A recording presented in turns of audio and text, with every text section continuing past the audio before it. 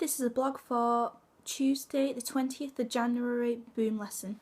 Okay, so in this lesson we did a general warm-up and stretching to get us prepared for the session, and we got given some tape to make a cube. So then we got given some pieces of paper to label the sides of the cubes with numbers from 0 to 9, and we were told we were going to be using our mobile phone numbers to create a motif, and the order of the numbers would be where you'd go to the cube. So the corners and the sides were all numbered, so you'd have to travel right up to the corner or edge or top or bottom.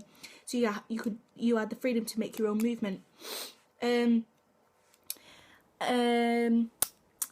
then we then added Lamone and Cunningham technique to it by folding certain phrases that you'd use in Lamone and Cunningham technique and opening them up. This is what you call chants. So this is applying chants to choreography. We did Lamone first as the first part of motif, the first half, and the second half was Cunningham, so we could see differences between the two techniques, as Cunningham is very controlled and the technique is this, whilst Lamone is all relaxed and more release.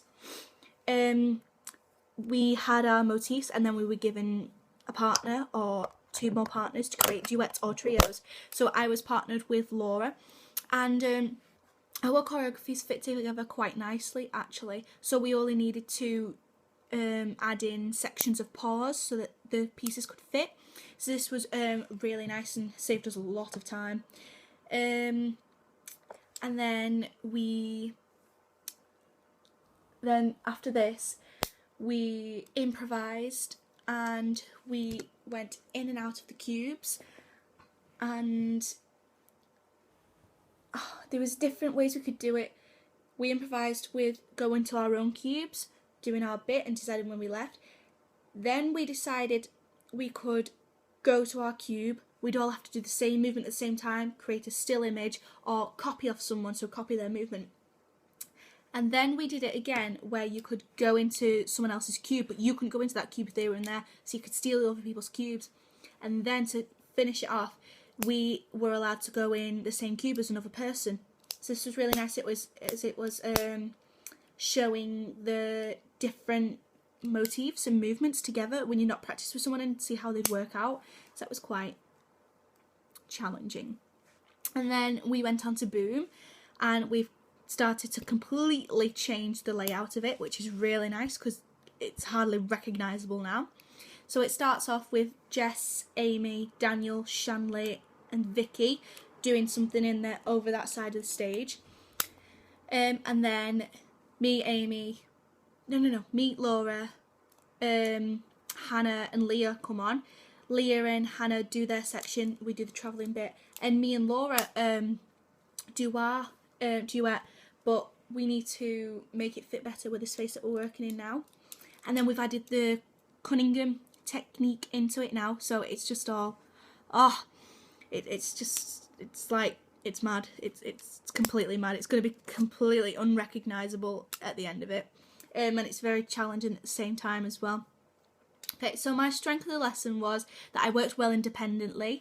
I was able to be an independent learner and get things done, and I shown a clear understanding of the different styles of Lamone and Cunningham.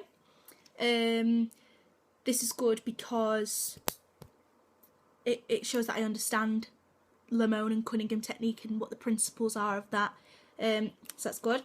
My weakness was that when the Cunningham phrase got put into Boom, I did get confused on that bit, and that did throw me off track a little because it's very technical and it's just mad. It's just so mad, but I need to be able to pick things up quickly. My targets for next session are to work on my duet with Laura and get it fit for the space, because at the minute it's not working in the space, so we need to adapt things. And I need to also work on the Cunningham phrase because I need to make sure it's technically perfect, because it requires so much technique and core strength, and if it's not performed correctly it's just going to look poo. And that concludes this blog.